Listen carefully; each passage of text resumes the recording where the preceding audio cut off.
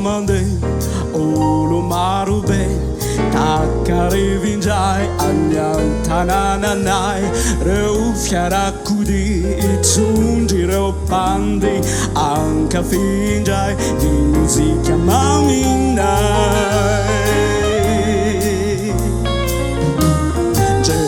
fa mandeha olo marobe takarivy indray any Antanananay reo fiarakody